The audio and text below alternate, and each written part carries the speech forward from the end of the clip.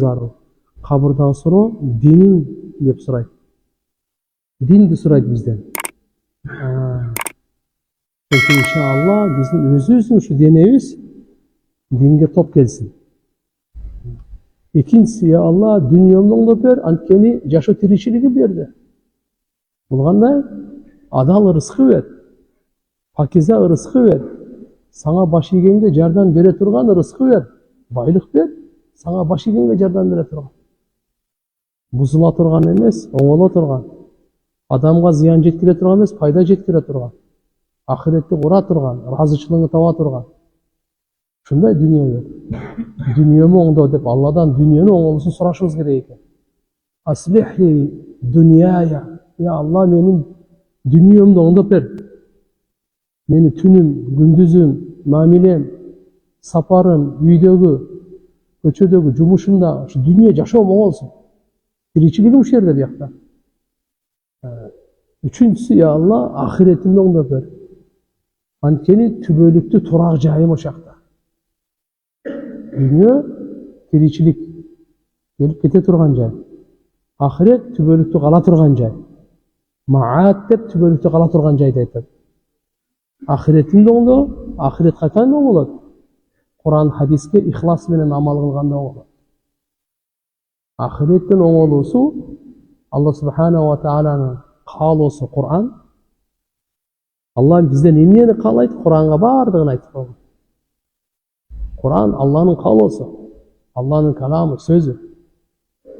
Пайгамбар саллаллаху алейхи ва саллям Куранды кандай амал кылыш керек? 23 жыл үйрөттү. Сахабалар ошого полный амал кылды, эң улуу даражага жетишти. Куниги, сулуусу, байы, кембагалы, кулу, бийи, эркеги, аялы, араб, ажамы баары бактылуу болду, жашы карысынан бери. Куран хадиске амал кылды. Ошого ихлас менен амал кылышты. Куран Алла эмнеди, пайгамбар эмне деп чечмелеп берди. Сахабалар кандай амал кылып көрсөттү, ушундай оңдогон. Үч нерсени оңдогон сурап, я Алла, динимди оңдоп бер, дүниемди оңдоп бер, ахиретимди оңдоп бер. Биз саар кеч сурайын. Алладан сурайын, я Алла деп. Мен алсызмын. Акылым аз, сабырым аз, илимим аз. Хуликал инсану даифа. Инсан алсыз болуп жаралган. Я Алла, сага жалдырайын. Сен күчтүүсүң, кудуреттүүсүң. Илимиң чексиз, казынаң чексиз. Берешендүүлүгүң, мээримиң чексиз. Ошончо бенилерди менен. Алла өзү айтып атат, дуа кылгыла, кабыл кылам дейт. Буйрук берип атат, дуа кылгыла, убада берип атат, кабыл кылам дейт. Керемет. Өзү буйрук берип атат, дуа кылгыла деп. Эми өзү убада берип атат, кабыл кылам деп. Ошон адам. Карачы кандай. Алладан сурайлы. Дүниени да сурайлы, ахиретти да сурайлы. Эми жашоо, өлүм Алла жаратып коюптур да. Бул ээрчишип жүрөт экен да. Ар бирибиздин башыбызда бир жашоо, бир өлүм бар экен да. Ал жашап атат, ошон үчүн пайгамбарыбыз сураган. Не деген?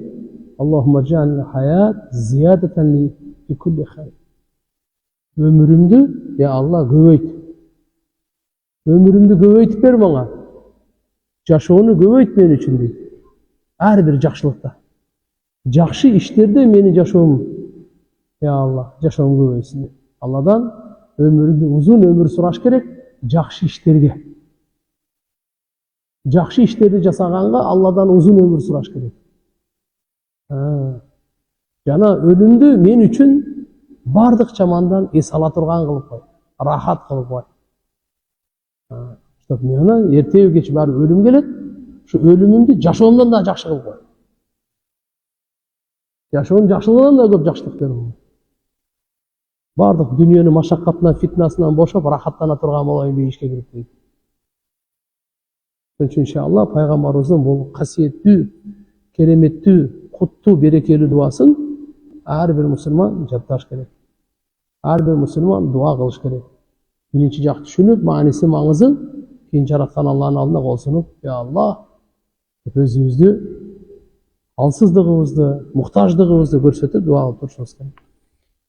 Тугандар, өткөнкү сабакта Şahadat kelimesinin manileri, şahadat kelimenin fazilet, manini, maksatlarını aytıp geldi gele. Ummu Haniye'ne bizden rivayet keltirip. Ana oda kalasa bugün, oşonun ulandısı. La ilahe illallah, Muhammedur Resulullah. Bu ulu söz, ulu kalima. Uşu arqılı yahrucul usat minan nar. Günökör bende dağı dozoktun otunda kalıp kalmayıp tübönükör. Çıkap. Bukhari'de rivayet gelet.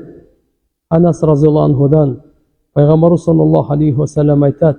Yahrucu minan nar man qala la ilahe illallah ve fi kalbihi vaznu şa'aratin min hayrin ve fi rivayet min imanin. Kim la ilahe illallah dese жүрегінде ушул bir buğdayçaдағы иманы ол салмағынша, buğдайдың салмағынша дағы иман болса, жақшылық болса, иман болса, сөз шығады деді дозақ. Başqa жерде وَيَخْرُجُ مِنَ النَّارِ مَنْ قَالَ لَا إِلَهَ إِلَّا اللَّهِ وَفِي قَلْبِ وَزْنُ بُرَّةٍ مِنْ خَيْرٍ. Birinci arpa hem kişi cengini. Arpa çoğurak da есть. Arpaça dağı şaharetli. Arpaça olsa dağı yüreğinde imanı olsa söz çıkardı dozaktan. İkincisi burratında bunake buğdayçalık yüreğinde imanı olsa bul dağı çıkar. وَيَخْرُجُ مِنَ النَّارِ مَنْ قَالَ لَا إِلَهِ إِلَّا اللَّهِ وَفِي قَلْبِهِ وَزْنُ ذَرَّةٍ مِنْ خَيْرٍ. Allahu Akbar. Kimдің yüreğinde çaң-çalıqtағы iman olsa deydi. Zarra. Bayağı үйде шыпырғанда, günde nuru тигенде мына кішкене зар демейді. Үш қыраты бар, білесіздер? Çаңычы. Ne көзі көрініп. Ошонча салмағынша иман болса, дозоқта қалбайды дейді. Шығады дейді алдағы дейді. Мына калиманың берекесін. La ilahe illallah dedi. Ал чаңы, сахабалардың иманы ойынша айтылады, алардың иманы тоғда ені дейді. Тоғда қанша чаң бар, өзіңіз таразалап көріңіз. Алар чаңда иман алып кеткені дозоқта қалбайды.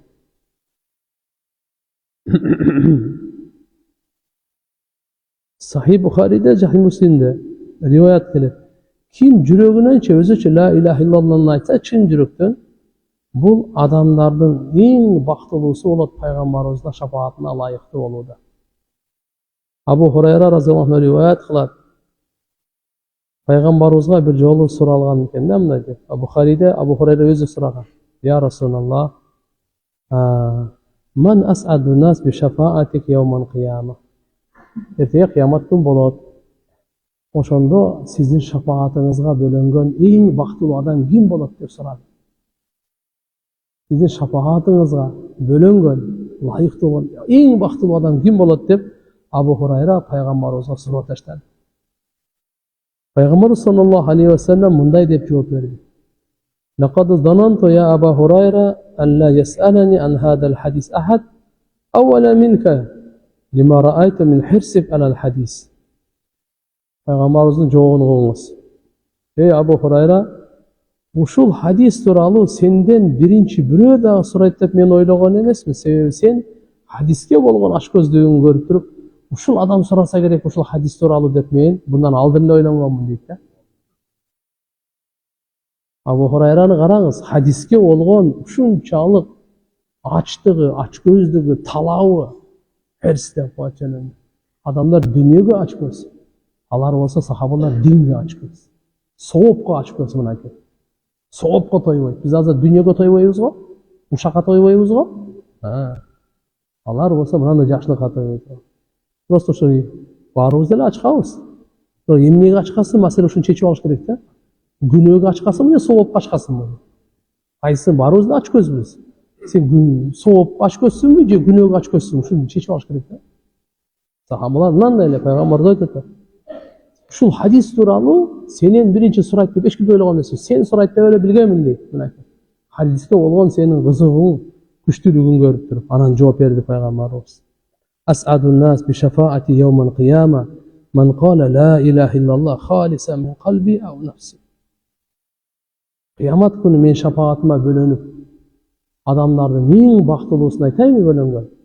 Ал ким чын жүрөктөн La ilahe illallah dese oşal adam dedi. Жүрегінен айтқан болса шын жүректен айтсын. Мына пайғамбар sana айтқан жоқ қой. Арабтар ажа мен туғаным же жочун деп. Ким эле қиямат күнге чейин ким келсин? Жүректің ішінен, тереңінен la ilahe illallah ихлас менен қалыс Аллаға. Ихласты мындай деп чечишет да. Пайғамбарымыз айтқан ким ихлас менен la ilahe illallah деп айтса 5 сөз керек dedi. İhlas менен айтканын мааниси эмне деди эле? Антахжизаху ан махаримилlah. Бул калима ошо айткан кишини арам нерседен токтотса, ушул ихлас болот. Калима мени арам нерседен токтотуп атса, демек калиманын ихласы менде бар.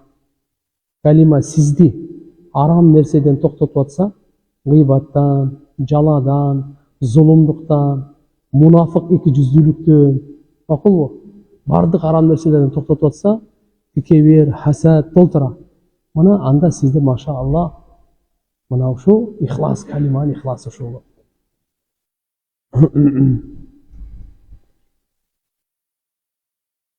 Бұл жерде айтқаны ла илаха иллалла Мухаммаду Расулулла қошылу бол. Ойлап қалбаш керек, ла илаха иллалла деселе болду деп. Кейбір фирқалар бар, Ахмади дегендер. Qadiyani деп қояды. Пайғамбарымызға иман келтірмейді, Аллаға иман келтірдік бүтті дейді. Кейбір жөөттер бар, бір Құдайға ішенеміз, болды башқаға ішенбейміз. Туған жақсы болам. Ла илаха иллаллаға ішеніп, Мұхаммаду Расулуллаға ішенбесең, түбөлүктү дозаққа урасың. Ла илаха иллаллаға кіре тұрған жол Мұхаммаду Расулулла менен ғана. Салмағы тең. Алла Таала пайғамбарына ішенбестен тұрып, аның сөзін қабыл қылбайды. Андан кийинки لا إله إلا الله محمد رسول الله هي مكتوبة في صدر اللوح المحفوظ وفي قلوب المؤمنين. لا إله إلا الله qayсы жерде жазылған? Мына ошону көрүп алайын, угуп алайын. لا إله إلا الله محمد رسول الله qayсы жерлерде жазылған? Лаухул махфуз дейт. Алланын алдында өтө чоң махлук бар. Чоң тақтай. Лаух деп тақтайды айтат. Махфуз сақталған, бардық тағдырынан сақталған нәрсе. Ошол жерде жана момундардын жүрөктөрүндө жазылган дейт. Имам Багави рахимахуллах Ибн Аббас разияллаху анхумадан келтирген риваятында мындай деп айткан экен: "Инна фи садрил лаух ла илаха иллаллах вахдах динухул ислам ва Мухаммад абдуху ва расулу фаман амана биллахи ва саддака би ваъди ваттаба русулаху адхалаху Аллахул жанна" деп ушу жазылып турат экен. La ilahe illallah vahdahu anın dini İslam, Muhammed anın kulu jana elçisi, kim Allah'a iman keltirip vadasını tasdiqtasa, Peygamberler артынан elçisi Allah'ın söz beyişke kirgizet dep, oşo Lauhul Mahfuzda жазылган экен, ортосунда. Ушу жазуу бар экен. Qala wal lawh, анан кийин айтты, лаух деген не десе, лаух мин дурратин байда, бул ак бермектен экен. Тулуху ма байна самай вал ард, узундугу жер менен асманга чейин. Ошо тактайды. Туурасы чыгыш менен батыштай. Ва ардуху ма байна ал-машриq вал магриб. Хафатаху мин дур вал яқут. Эки кыры болсо бриллиант жана якуттан экен, жакут таштан экен. Ва дафатаху яқут хамра. Үстүмүнө басып турган бар, крышасы дегенде. Yakut, hamra, kızıl yakuttan eken. Ve kalamuhu nur, kalemi nurdan, ve kalamuhu ma'akudun bil arş. Deyimi anın sözü arşta oşol yerde saktalgan, жазылган. Бұл tafsir İbn Kasir degende oşunday gelir. Anaki kitapti bardı bilesler. İbn Kasir rahmetullahi aleyh çoğun allama olgan, oşonun kitabinde ana ol da rivayet geliyor. Tabarani'de gelir İbn Abbas razıyallahu anhumadan. Bu cede de oşunday.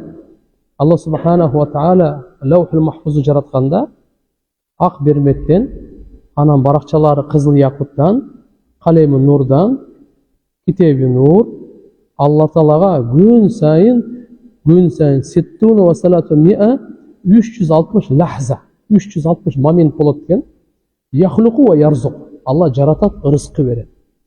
İnsan delemez, cinderdi, kanatlılardı, hayvandardı, kıvır etken candıklardı, суун ичинде, кургакта бардыгын жаратып, ырызкы берип турат. Ва юмиту ва юхи, Алла өлүм да берип турат, жашоо да берип турат.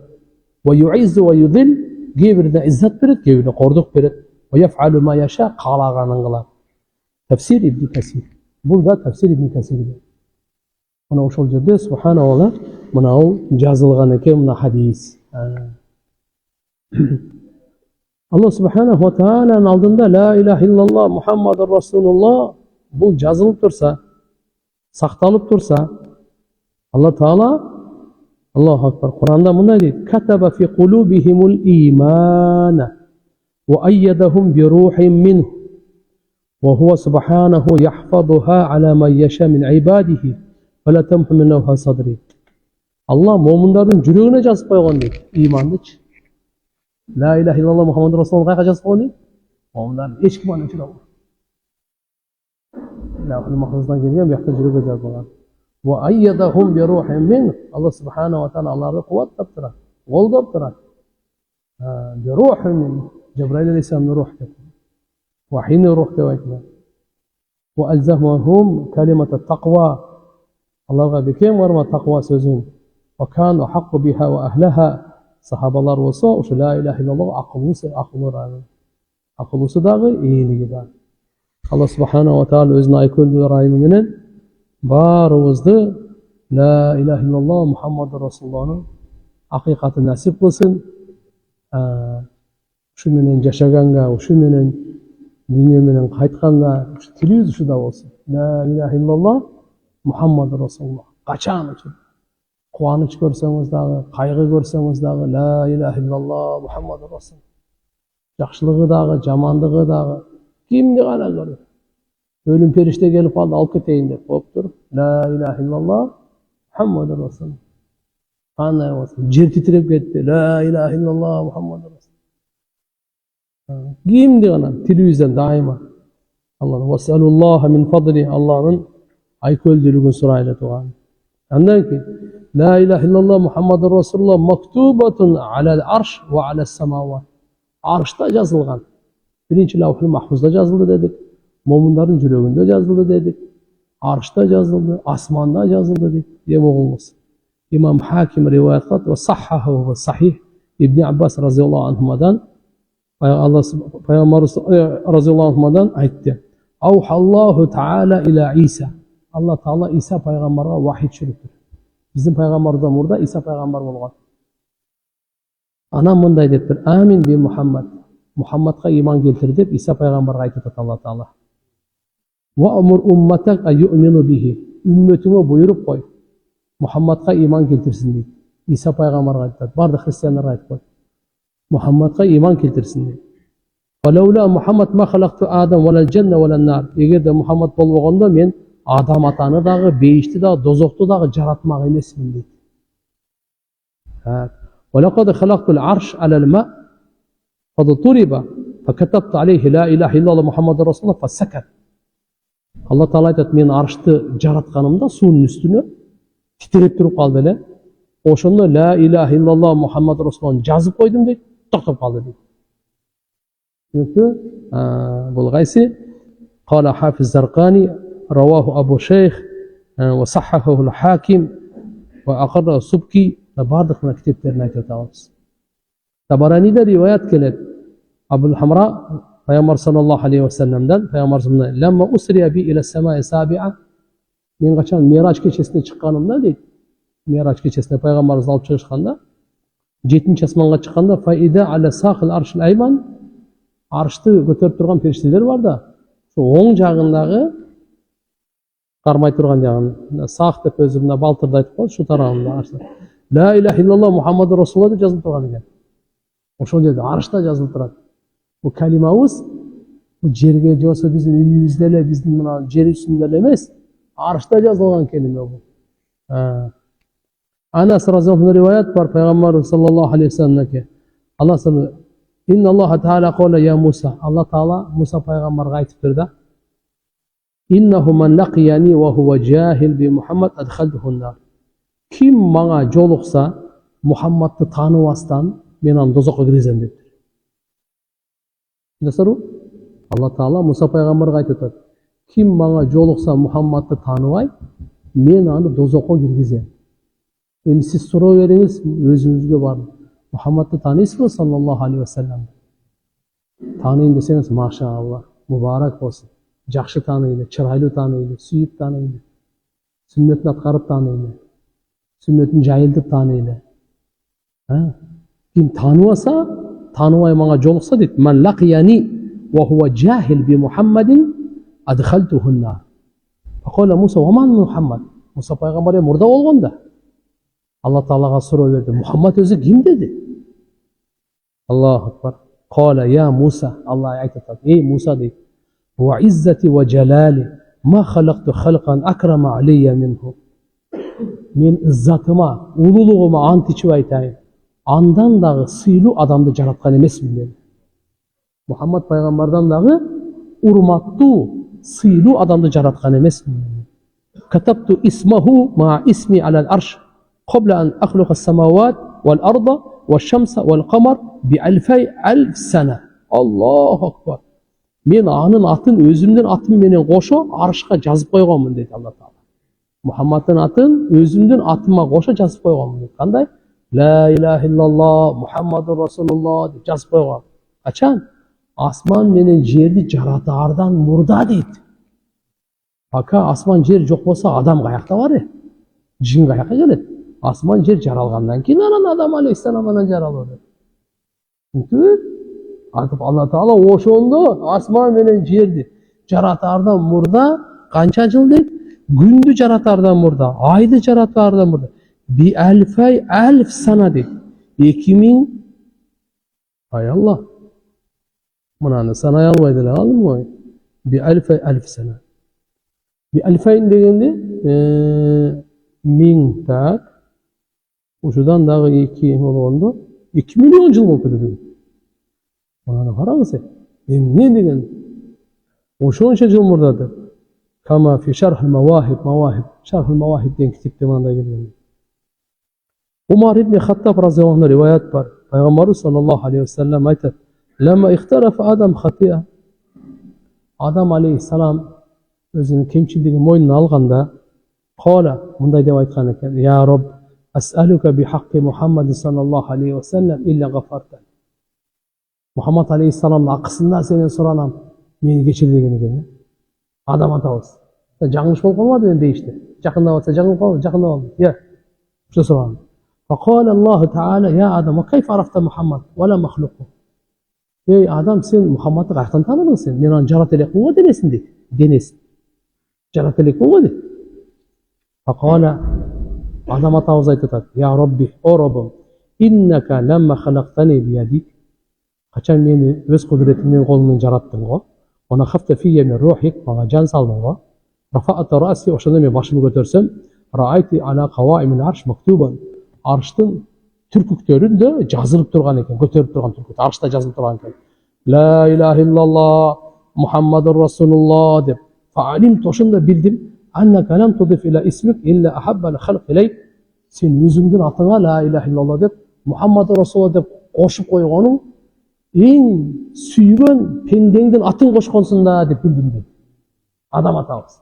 Ошон үчүн бул жөнөкөй инсан эмес Мухаммад деп, ошонун акысында, урматында мен сенен кечирим сурайын деп атпайбы? Түтү? Аллаху акбар. Фақала Аллаху Таала, Алла айтты: "Садақта я Адам." Адам, сен туура айттың деди. "Иннаху ла хаббул халқи иlayya." Мухаммад саллаллаху алейхи вассалам мага эң сүйкүмдүү пенде. Махлуктун эң сүйкүмдүүсү мага деди. Пайгамбарыбыз Алла Тааланын эң сүйкүмдүүсү. Арыштан дагы, бейишинен дагы.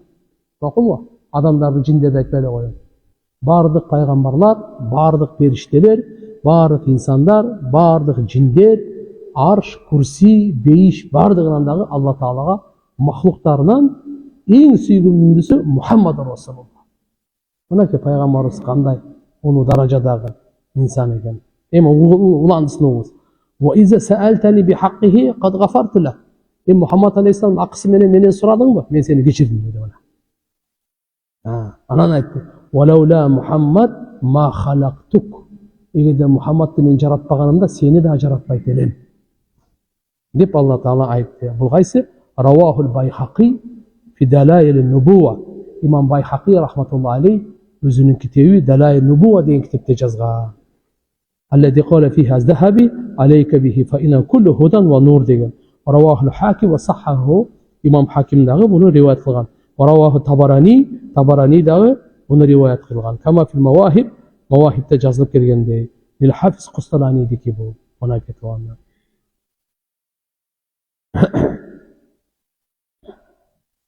Bir rivayette gelir, Abu Ya'la cana Tabarani dikinde, Abu Hurayra cana Bazzar, hadis İbni Umar razıyallahu anhuma'dan Peygamber sallallahu aleyhi ve sellem ayette, "Lema urija bi ila sema." Ben kaçan asmanga alıp çıkanda, Miraç'a çıkanda, "Ma marartu bis semain illa vecadtu ismi maktuban la ilahe illallah Muhammed Resulullah." Peygamberimiz asmanga Miraç'a çıkanda her bir asmanda yazılıp turadi ekan. La ilahe illallah Muhammed Resulullah.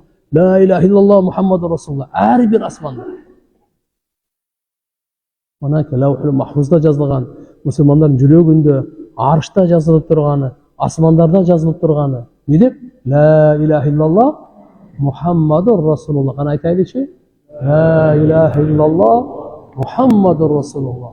Балдарды, қыздарды бүгін айттеріңіз үйге барып. Білеби білбейби балаңыз? Қызыңыз білеби білбейби? Аялыңыз білеби білбейби? Байкелеріңіз, инелеріңіз, тайкелеріңіз, жиендер, неберелер.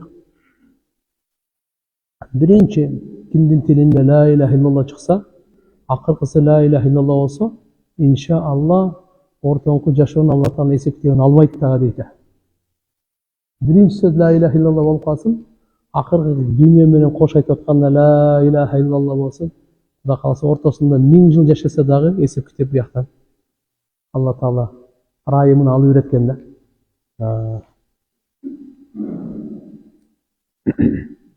La ilahe illallah Muhammed Resulullah maktubatun ala aridatil cennet ve ala kulli varakati min şeceril cennet. Allahu Akbar. Mına sizge kelime. Bu la ilahe illallah Muhammed Resulullah qayerda yazılgan dağı? Beyiştin iki jagında. Aridatil cennet iki tarafında. Jana beyiştegi qancha daraxt bolsa, her bir jal varagında la ilahe illallah Muhammed Resulullah var. Beyiştin daraxtlarındağı her bir calvırakta La ilahe illallah Muhammed Resulullah yazılgan deydi. Ve ala kulli varakatin min şeceril cennet. İbn-i Neccar, Rafi'i, Anas razıyallahu anhu'dan rivayet keltirişet. Peygamberimiz aytar, "Dakhaltul cennet fara'aytu fi aridatil cennet maktuban salasata astur bid-dahab." Beyişke girdim deydi Peygamber sallallahu aleyhi ve sellem. Qarasam, beyiştin iki çetinde 3 satır altın menen yazılıp durdu. 3 satır degeni 3 bunday. Sülemde birinin adına verilir. Birincide ne yazılır? Birinci yazılıp durgan üstündeki Süylem La ilahe illallah Muhammed Resulullah deyip durdu. Birincisi sallallahu aleyhi ve sellem. İkincisi ki Ma qaddamna vecedna ve ma akalna rabihna ama khallafna khasirna degan yazıldı. Altından yazılgan beyiştin bu tarafından ikinci tarafına çeyin 3 satır yazılgan 3 katar degen söz. Birinci katar, ikinci katar, üçüncü katar. Birinci katarında La ilahe illallah Muhammed Resulullah. İkinci katarında ikinci katarında Ma qaddamna vecedna. Emneni biz ahiretke jönötsök anı taptık. Ama akalna rabihna. Cep içkenimizin paydasını aldık. Ama khallafna khasirna. Dünyaya taştap gelgen nersenin bardığın ziyan tarttık degen. Adam balası bu dünyada yaşap atabız go. Biz tuğanlar ahiretke gün sayın amaldardı jönötüp atabız. Söylegen sözleri siyaka atravlayetsa. Kılgan işlerimiz, kıymıl hareketimiz bardığı ahiretke jönötülüp atat. Bu жақта қалып кетіп жатқан жері жоқ. Періштелер жазып, сразу күнүндүгүн күн сайын емес, bir günde 2 жол алып кетет. Бағымдатты алып кетет, и асырда алып кетет. Періштелер қылған адам баласын Алла Таала бекер жаратқан емес, түбөлүккө жаратқан. Эзелтен емес. Алла эзелтен түбөлүктү. Пенде бул эзелтен емес, бирок түбөлүккө жаралып алды. Же түбөлүктө бейиште болот, же түбөлүктө дозокто болот. İnsanın meselesi ölümden bitmeydi. İnsanın meselesi ölümden keyin başlanır. Çınığı, tübölüktü, hakikat meselesi ölümden keyin başlanır. Biz bunu hiç kaçan unutmayalım. Bu hakikat Kur'an'ın hulasası şu, Peygamberimizin çakırığı şu. Ne dep yazılıp turgan ikincisinde? Ma qaddamna vajadna. Emneni jönöttük ahiretke, жақшылықты, жамандықты таптық дейді. Siz bu yoqdan жақсы сөз жөнөтсөңүз, жақсы амал жөнөтсөңүз, сөз табасыз тияқта. Құдай сақтасын, жаман амалдарды, күнөөлөрдү, арамдарды, бузукулуктарды барын жөнөтсөңүз, аны да табасыз. Эч ким таппай калбайт. Күллү нефсин. Аузу биллахи минеш шайтанир раджим. Бисмиллахир рахманир рахим. Ayet ismini çıkıp alır da istediğini adı ayet vereyim. يَوْمَ تَجِدُ كُلُّ نَفْسٍ مَا عَمِلَتْ مِنْ خَيْرٍ مُحْضَرًا. Elhamdülillah buna istek ettim. Al kıyamet günü her bir can özünün kılgan жақшы işin aldığına alıp gelingen avalda tabat deydi. Oho, barıp siz izdep tappaysız жақшылığыңыздычы. Kılgan жақшылığыңыздың бардығын қол алдыңызда табат келсе. Алдыңызда, прямо. Ушул балагатка толгондон тартып өлгөнгө чейин канча жакшы сөз айттыңызбы? Баары кол алдыңызда, канча зикир кылдыңыз, канча дуа кылдыңыз, канча чын сүйлөдүңүз, канча адилеттүү чечим чыгардыңыз, канча адамды кечирдиңиз, канча зикир кылдыңыз, канча дуа кылдыңыз, канча Кур'ан окудуңуз, канча адамдын башын бириктирдиңиз, канча деген жакшы сөздөрдү айттыңыз, канча тилге байланыштуу айтып, канча орозо кармадыңыз, канча сажда кылдыңыз, канча дарат алдыңыз, kança sadaka verdiniz, kança Allah'ın yoluna çıktınız, kança ilim aldınız, kança takvalık kıldınız, kança adamlar жақшылыққа çakırdınız, kançadan жамандыққа çakırdınız, kaytardınız. Ошонун барын жақшылықтарын барын алдыңызда табат кез. Мечит салган, ата-энеңизди урматтаган, мусулмандарга жылмайган, кыскасы айтканда жақшылыгыңыздын барын кылган, канча жақшылык кылсаңыз кылып калың, ошонун бардыгын алдыңызда табасыз. Yawma tajidu kullu nafsin ma amilat min khayrin muhdara. Açık aytып koygan. Ali İmran suresini açıp alıp okuyunuz. Yawma tajidu, al günü her bir can tabat. Kullu nafsin ma amilat min khayr, kılgan жақшы amalın aldığında. Muhdara degen, uhdira yani aldığına alıp gelingen amal. Muhdara. Ve ma amilat min su, andan jamanıdağı mına da. Yani jamana iş kılsa aldığında tabat. Zınasın, uğurluğun, kumarın, değil mi? Aram жүргөнүн, namaz okuvağanın, әуірсіз жүргөнүn, tekeverligin, gör albastığın, zulumluğun, kululuğun, munafıktığın aldığında tabat kıldağı. Tawaddu law anna baynahu ve baynahu amadan ba'ida. Бирок ошо алдында тапканын ал аттин кылат да жамандыгын алып келет да. Сасыйт. Көргүсү келбейт, азап. Дейт тавадду деген каалайт да. Узак эле болсо жакшы болмогон ушу мен алдыма бекер алып келип койду деп.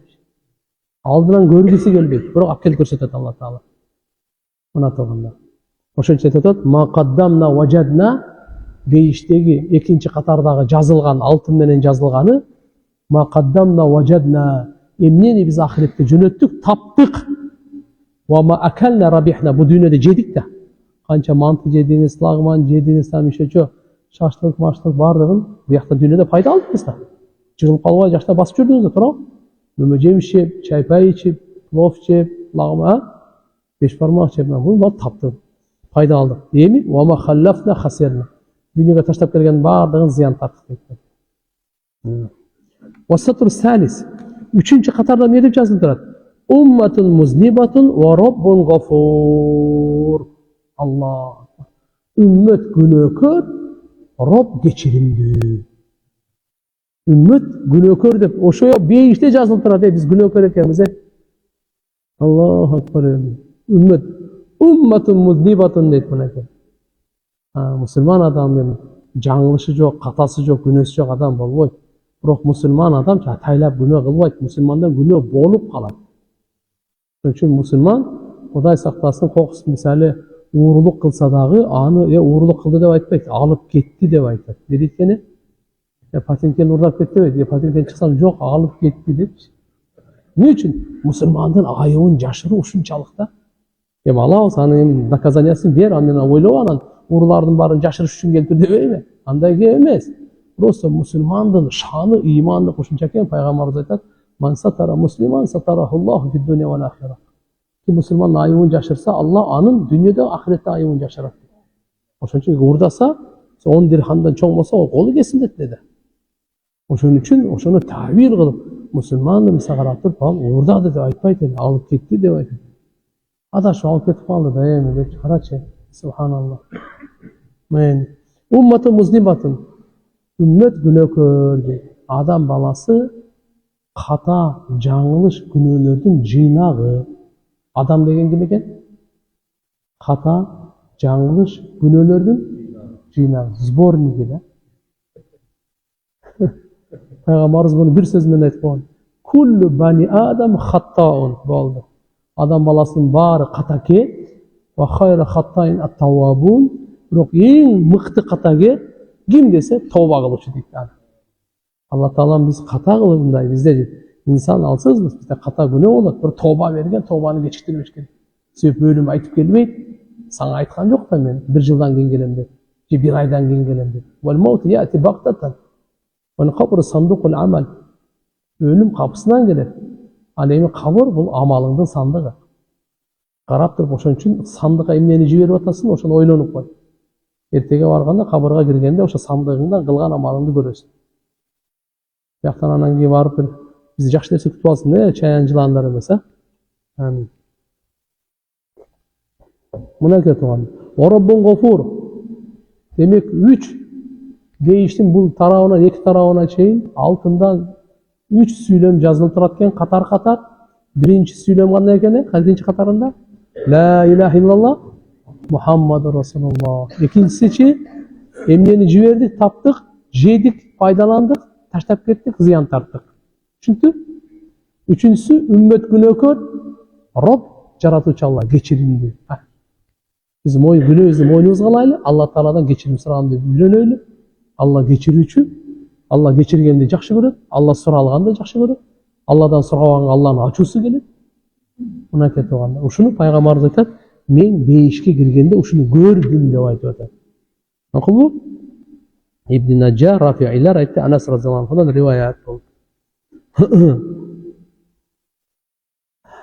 Abu Nuaym aytты, İbn Abbas radhiyallahu anhudan rivayet keltirip, Peygamberimiz marfu hadis, inne fil cennet şecer aleyha varaka, ma fil cenneti şecer aleyha varaka illa maktub aleyha la ilahe illallah Muhammed Resulullah. Beyişte qanday gana darақтың жалбырағы болбосын, әр бірінде La ilahe illallah Muhammed Resulullah жазылған екен. Әр бірінде дейді. Ona кетіп алған. Бикулли тахлила садақа. La ilahe illallah деген сайын садақаны берген соғын ала бересіз. 100 жол айтсаңыз 100, 1000 жол айтсаңыз 1000. İmam Müslim rivayet keltirет Abu Zar radhiyallahu anhudan Peygamber sallallahu aleyhi ve sellem aytат: "İnne bikulli tesbihatin sadaqa ve kulli tekbiratin sadaqa ve kulli tahmidatin sadaqa ve kulli tahlilatin sadaqa ve amr bil ma'ruf sadaqa ve nahy anil munkar sadaqa ve fi budi ahadikum sadaqa." Allahu akbar. Sadaqanın soğun Allah Teala verir eken. Subhanallah'a, Allahu akbar'a, Alhamdulillah'a, la ilahe illallah, жақсылыққа шақырсаңыз, жамандықтан қайтарсаңыз, даже ушундай аялыңызға да, адал қошылғанға да бұл садақа. Мен оқойыңыз. Әр бір мүшеге садақа. La ilahe illallah hiya min a'zamil baqiyati salihat allati tabqa ma sahibiha abada. Bu la ilahe illallah, Allahu akbar. Жақсы амалдардың түбөлүктүү кала турган сиз менен ошолордун эң улуусу ушу. Жакшы амалдар сизден эч качан ажырабайт. Сиз менен түбөлүктүү болот. Макулбу? Адамдар байлыгыңызды алып коюшу мүмкүн. Бийлигиңизди алып коюшу мүмкүн. Үй жаныңыз нерселериңизди алып коюшу мүмкүн. Бирок сиздин ыйманыңызды, жакшы амалыңызды эч ким ала албайт. Эч ким тарта албайт бул. Dünyadagi sirtqi narsa bu dunyo shunday. Alib qo'yadi deb qo'yadi. Biroq alhamdulillah iymon shunday davlat, ani sizdan hech kim tartib ola olmaydi. Shuning uchun iymon qanchalik bekim qursak, qanchalik iymonimiz qurch bo'lsa, rayimdolimiz o'shancha qurchaydi. Yaxshilikqa o'shancha odam umtiladi. Жамандыктан ошончолук сактаганат. Иманды курчутуу, иманды бекемдөө, иманды жаңылап туруу керек. Пайгамбарыбыз айткан, иманыңарды жаңылап тургула, эскирет деген. Эски материалда эле болуп калат. Жаддиду иманакум, иманыңарды жаңылап тургула dedi. Иман жаңылап туруш керек экен. Кантип жаңылабыз дегенде, "Ва кайфа нужадду иманана я Расулалла" деп Пайгамбардан сураганда, "Аксиру мин каули ла илаха иллаллах". Ла илаха иллаллах сөзүн көп айткыла дейт. Тилди көндүргүлө дейт, ушугачы. Тияка басып баратканча, отурганча, сүйлөгөнчө, бирөөнү күткөнчө, ла илаха иллаллах, ла илаха иллаллах. Баштай деп кетип атасың, ла илаха иллаллах. Канча акча кетип атат сизден? Светофор турасың жөн, ла илаха иллаллах деп кар жаап атат, ла илаха иллаллах деп шамал, ла илаха иллаллах. Түн кирип калды, таң атып атат, ла илаха иллаллах. Тилди көндүрүлө. Буга канча сооптарды алып атасыз? Аллага канча жакындап атасыз? Абу Саид Худри радıyallahu anh'dan rivayet var. Peygamber sallallahu aleyhi ve sellem aytadi: "İstaksiru minel baqiyati salihat." Demek İslam'da terimin var iken hadiste baqiyati salihat. Bakın mı? Bu Kur'an-ı Kerim'de de var uşunday söz. Baqiyat degeni kalıcı. Sizden üzülmey kalıcı. Salihat jakşı amallar. Peygamber de uşun üstleri göbeytküle dedi. Qila wa ma hiya ya Rasulullah. Peygamberimizden soralım. Siz baqiyatı solihatı göbeytküle dep aytып atasiz. Oşo baqiyatı solihat ne özü dedi. Peygamber aytdı: "At-takbir, at-tahlil, at-tasbih, velhamdülillah, ve la havle ve la kuvvete illa billah." Şul baqiyatı solihat eken tuğanlar. Allahu akbar. Ravahu Ahmad, İmam Ahmad İbn Hibban, Al-Hakim, Sahihul İsnad bardık rivayet kılgan buna. Demek Subhanallah, velhamdülillah, ve la ilahe illallah, vallahu akbar, ve la havle ve la kuvvete illa billah. Şu baqiyat solihat. Sizde kalat, tübölükte kalat. Hiç kim ala almaydı. Sizden hiç kaçan acıramaydı, sizden çok bol ketmekte. Şunu tuğandar, şeyhler, alımlar, ümmetkö en az degende ertemenen 100'dü, geçinde 100'dü dep sunuştaydı. Sunuşun kalın koydu, qanday desen? Ya, jönө жүрө берели. Өзү канча көп болсок деле болот эле. Эми үммөт азыр биз динден кичине узап кеттик. Эми жакындаганга кичине аздан хотя бы айтыш керек да. Ошону 100дөн башташ керек. Көп эмес бул. Көп эмес айтайын. 10 мүнөткө жетпейт айтсаңыз. Subhanallah velhamdülillah. Aytыңыз жана. Subhanallah velhamdülillah ve la ilahe illallah Allahu akbar ve la havle ve la kuvvete illa billah. Çok aytsanız жақсы. Adden aytсактар бар. Бирок çok aytkаны салам. İlla billah de totatsanız denemeyin. İlla billahil aliyyil azim deseniz denemeyin. İlla azı başlangıçta illa billah de turunuz. Kıskarak dağı. Bирок zerikpеңиz. Суран için. Жатаарда мурда 100'dü тартып. Үйгө барганга чейин же төшөктө үйдө же болбосо басып уйку сурап атса кандай болбосун 100'dü айтып анан жатпайт. Эртең менен дагы, эртең менен багымда айта, тахажжудта айтсаңыз эң мыкты болбосо багымда да, эгерде уктап чарчап айта албай калсаңыз түшкө чейин айтып коюңуз. Түшкө чейин айтсаңыз дагы кечкурун айтып койду бул деп ошондой жазыла берет. Соолчу. Айтабызбы? Качан? Bir жылдан кийин Рамазанда баштайбы? Күн сайын. Алла разы болсун иншалла. Өзүңүзгө көрүн. Сиз зикирди кылып, анан көрүңүз өзүңүздүн кайфиятыңызды. Абалыңызды сиз зикир кылып көрүң. Шашылбай бирок. Кунт коюп, Субханалла мааниси кандай? Мындай. Бул арабча сөз да. Маанисин билбесеңиз делечи, руханиятыңыз тазалап коет. Кам, кайгынын баарын жокулат. Маанисин билбесеңиз дагы мына сооптордун баарын аласыз. Бирок маанисин билсеңиз жерден асманга чейин көтөрүлөсүз. Таптакыр башка кал. Subhanallah деген мааниси Алла бардык айыптан таза. Бардык кемчилдиктерден таза. Бардык жетишпестиктерден таптаза. Аруу зат. Түнтү? Subhanallah үчүн алыкпы? Subhanallah деп атат. Алланын тазалыгын, арулугун баяндайт мына. Бардык айыптан, бардык кемчилдиктерден, бардык жетишпестиктерден, махлуктун сыпаттарын бардығына таптаса. Альхамдулилля деп шашылбай айтыңыз. Мааниси мээде болсун, тили лафз болсун. Жүрөк менен. Альхамдулилля, бардық мактоо Аллага болсун. Бардық мактоо Аллага болсун. Алланын тазалыгында чек жок. Аллага мактоону, Алла мактоого лайык болсун. Чеги жок. Бардық жакшы сыпаттар Алла Таалада, сыфаты камал. Кемел сыпаттарын бардық Аллада. Бардық сыфат кемел Аллада. Жаратуу бардығында, өмүр берүү, рызкы берүү, даража берүү, бардығы. Коргоо бардығын амандык берүү.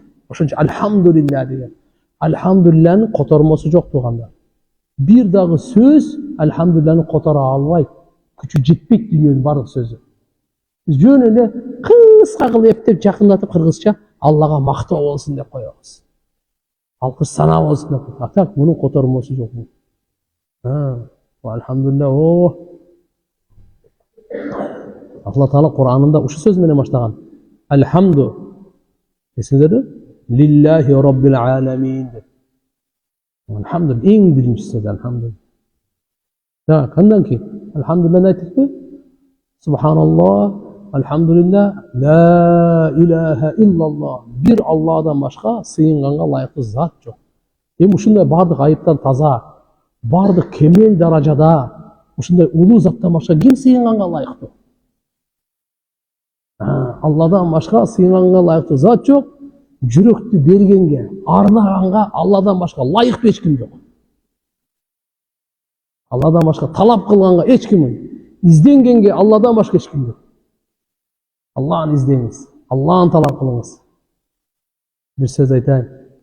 Адамдардын сүйүүсүнө ээ болоюн, жакшы көрсүн мени, адамдарга жагайын деп аракет кылбай эле кой. Ниет кылбай эле кой. Адамдардын жүрөгү, жүрөк деген алмашып турат. Бүгүн жакшы көрөт, эртең эле сен жаман көрүп кой. Болду. Адам ошол эле. Анан көрөк Алланын сүйүүсүн каалаңыз. Сиздин камыңыз, ниетиңиз, проблемаңыз Алланын сүйүүсү. Алла сизди жакшы көрсө, адамдардын жүрөгү сизге буруп коет. Проблема жок. Ошо туугандар, мынакей ла илаха иллаллах жүрөктү бергенге, сырдашканга, арман айтканга Алладан башка эч ким лайыктуу эмес. Кажет сураганга, муктаждыкты, зарылчылыкты Алла Таала өзү түздөн сурайт. Котормочунун кереги, ортомчунун кереги жок. Түздөн сурайт. Алла Таала бардыгы. Сөзүбүздү угуп турат, көрүп турат, көзөмөлдөп турат. Жүрөктөгү ниетибиз, ички дүйнөбүздөгү. Андан жашыруусун да билип турат. Эртең эмнени ойлойбуз, аны билип турат. Аяк барабыз, кимге жолугабыз. Андан кийин Аллаху акбар. Биз Алланы канча аруласак, канча мактасак, андан дагы Алла Таала бийик да. Алла андан дагы жогору, андан дагы улук. Алла улуу зат, Аллаху акбар деген Алла бардыгынан улук. Ризвануллахи акбар. Алланын разычылыгы бардыгынан чоң. Алланын разычылыгы бардыгынан чоң. Ошон үчүн Робби ардини варда анни, я Алла, мени разы кыл, менден разы бол деп.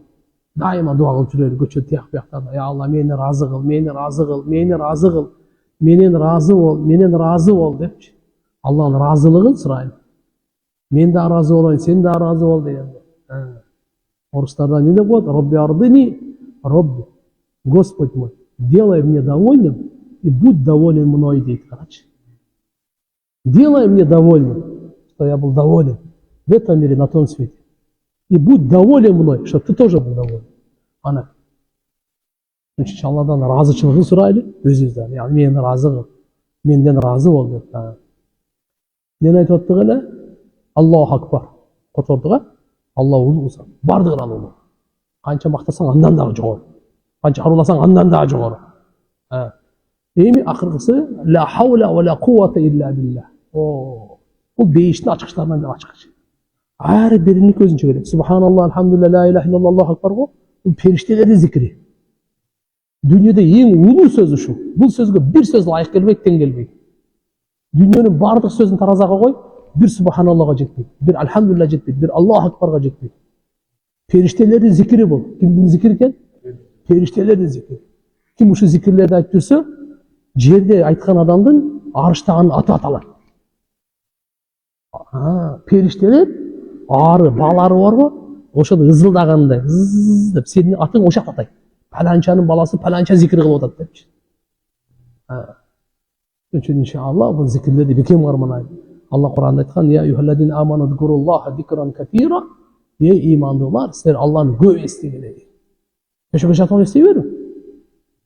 Сөз туруп, кыбланы карап, отуруп, любой жерде айтат.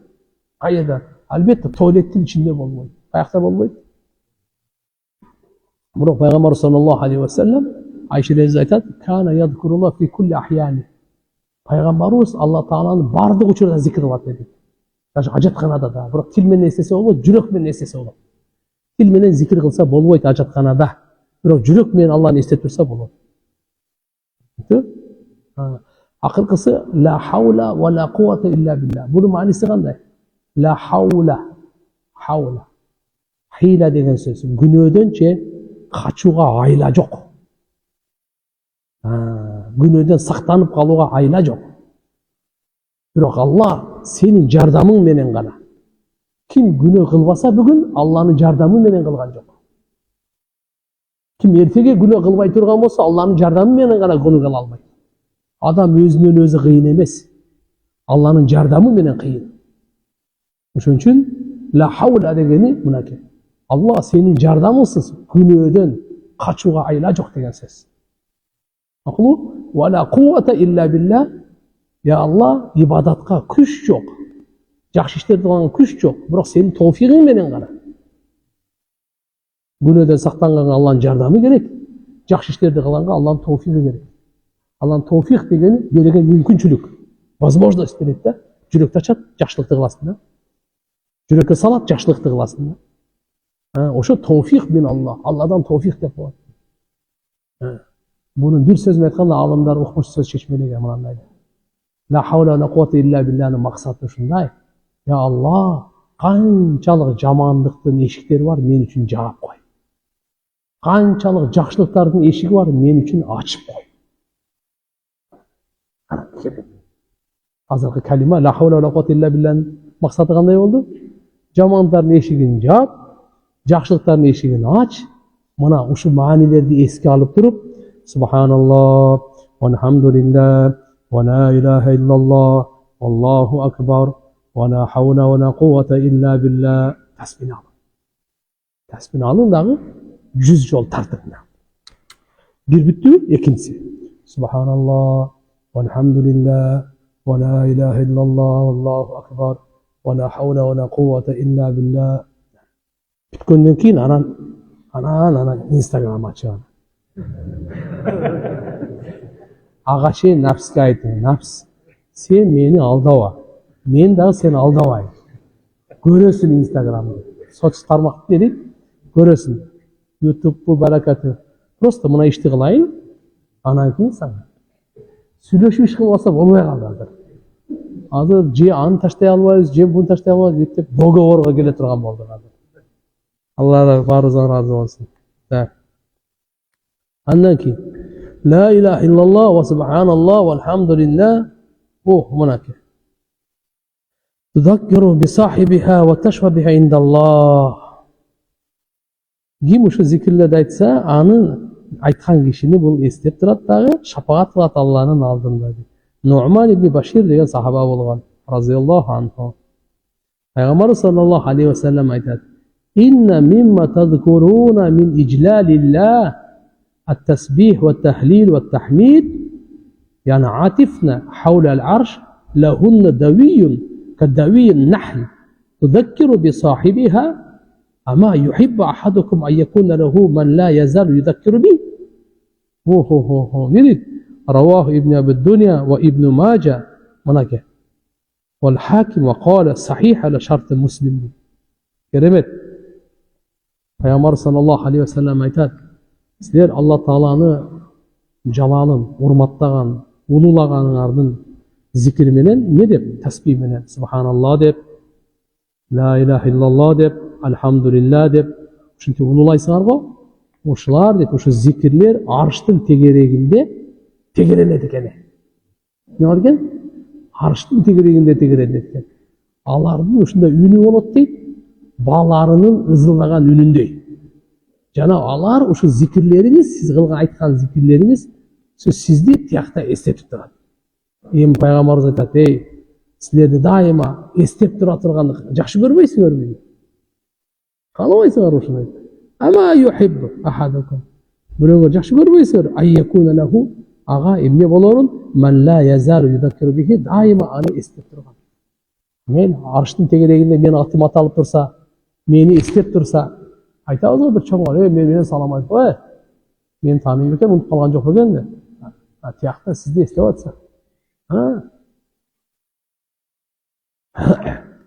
Андан кийин ла илаха иллаллах ла юқавимуха шай ва хия аъзам мин ас-самавати вал ард ва аква. Ла илаха иллаллахчы бир дагы нерсе тең келе албайт. Бир дагы нерсе ордун баса албайт. Таразага салмактала албайт. Даже асман, жер бардыгынан күчтүү. Абу Саид Худри разияллаху анхудан риваят бар. Пайгамбар саллаллаху алейхи ва саллям айтты: Муса пайгамбар айткан: "О Роббум, мага ушундай бир нерсени үйрөтчү. Мен сени зикир кылып, сага кайрылып, сени чакырып турайын" деп. Алла Таала айткан: "Ла илаха иллаллах" де. Муса пайгамбар айтты: "О Роббум, бул сөздү бардык эле пенделериң айтат го" деди. Алла айтты: "Муса, ла илаха иллаллах" деди. Муса пайгамбар айтты: "Алла, мен мага өзгөчө нерсени каалайм, что мага гана спец." Алла Таала айтты: "Муса, эгерде 7 жер 7 асманды таразанын бир ташына коюп, ла илаха иллаллахын бир ташына койсоң, ла илаха иллаллах 7 жер 7 асманды басып коет" деди. Мына. Караңыз, эмне деген керемет. Пайгамбар саллаллаху алейхи ва саллям айтат, Абдулла ибн Умар разияллаху анхудан риваят бар: "Ала ухбирук би васияти Нух ибнаху". Нух пайгамбар баласына осият айтканды силерге айтайынбы дейт да. Пайгамбарыбыз бизгечи. Нух пайгамбар баласына осият айткан экен. Ошону силерге айтып коеюн дейт. Калу, сахабалар айтышты: "Айтыңыз" деди. "Бала, сөзсүз." Калу айтты мындай: "Ауса Нух ибнаху", баласына айткан экен Нух пайгамбарчы: "Я бунайя, эй уулчагым балам, инни усика би иснатайн ва анхака ан иснатайн". Мен сага эки нерсени осият айтам, керез айтам. Ошону бекем кармангын. Жана эки нерседен тыям деген экен. Эки нерсени осият айтамы, эки нерседен эмне кылам дейт? Тыям. Экөөнү кыласың, экөөнү таштайсың. Усика би каули ла илаха иллаллах. Биринчи сага айтарым, ла илаха иллаллахны осият кылам. Ушуну карман, дайыма айтып жүр, сакта. Fa innahu law wudi'at fi kiffatin wa wudi'at samawati wal ard fi kiffa rajahat bihinna. Эгерде 7 жер 7 асман таразанын бир ташына коюлуп, экинчисине бу ла илаха иллаллах койсо, муну басып кетет деди. Бул даже сени бул калима Аллах субханаху ва таалага чейин жеткирет деди. Байлап ана чейин жеткирет. Андан кийин qala li ibnihi wa amuru bika kama bi la ilaha illallah. Bul jeri men asmanı aytıp koy, bir tarafına ikinci tarafına basıp edet de öylece. Oşunda öyle men sana buyruk berem subhanallahi ve bihamdihi degen söz menen. Fa innahu kullu salata kulli şey ve biha yurzaku kulli şey. İkinci buyruk berip atkanım deyip, al subhanallahi ve bihamdihi deyip bırakın. Subhanallahi ve bihamdihi. Bul her bir nersenin zikiri dağı oşo men rızkılanat deyip. Her bir nersenin zikiri, her bir nersenin duası ken da. Жердин дагы, дарактын дагы, топурактын дагы, океандын дагы, толкундун дагы, шамалдын дагы, оттун дагы дуалар субханаллах ва бихамди. Fa innaha salatu kulli şey ve biha yurzaku kulli şey. Uş menen her bir narsa rızkılanat. Subhanallah ve bihamdi. Ve kuvvet la ilahe illallah ve sevabı azam ve akwa min sema. Demek la ilahe illallah'nın güçü, soğuğu, ulu, jeti jer, jeti asmandan da oldu. Ne degen söz? Allahu akbar. La ilahe illallah bu mizan Allah Teala'nın aldığında tarazanın mizanında basat bu. Anas radıyallahu anh rivayet var. Yu'ta bi amalil abd yevmen kıyama Yuta bi amalil abd yevmen kıyama. Pendenin amalı kıyamet günü alıp gelinedi eкен da ve yuda fi kiffatil mizan tarazaga koyuladi eкен. Fala yarca hatta yuta bi sahifa mahtuma min yedar rahman azza ve cel fatuda fi kiffatil mizan ve terca ve hiye la ilahe illallah. Amalın koysa tarazaga, tarazası jеңил eкен da. Anan bir barakçada mühür basılgan Allah subhanahu wa ta'ala'nın tarafından. La ilahe illallah жазылған söz келеді екен. Ошоны койгондо бардығын басып берет дейт. Аллаху акбар. Абу Давуд шарифте келет, Абу Бакр Сыддык разияллаху анхудан риваят бар. İbni Abu Davud риваят бар екен жок.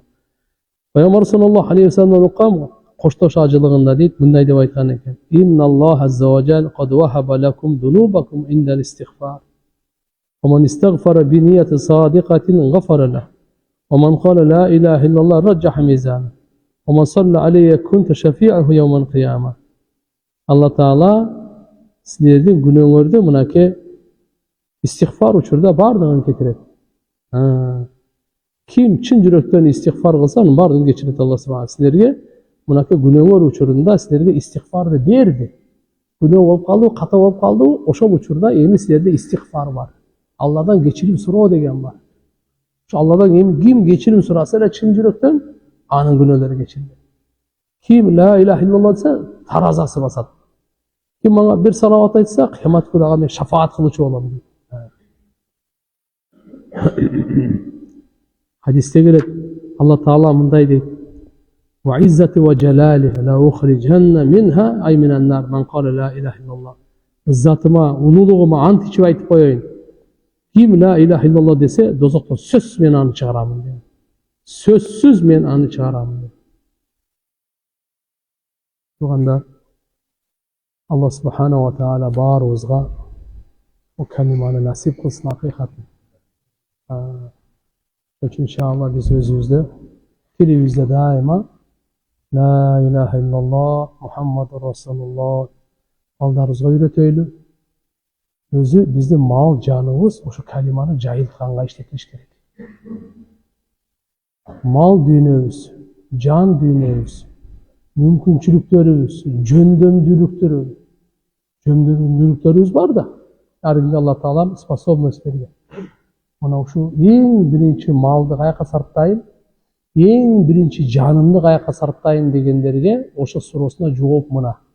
La ilahe illallah Muhammedur Resulullah'ı жайылтканга сарпта.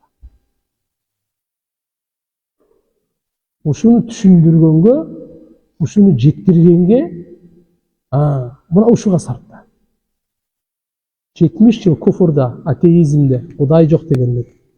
La ilahe illallah Muhammedur Resulullah'ı жеткирдin, aytты, bir minuttan keyin ölüp kaldı. Tüptüz inşallah beyişke varatın.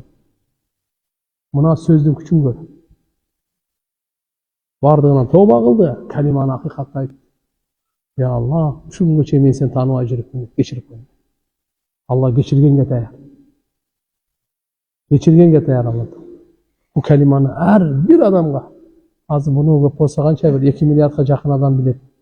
6 milyard adam bilbeyt. Ağa kim жеткирет?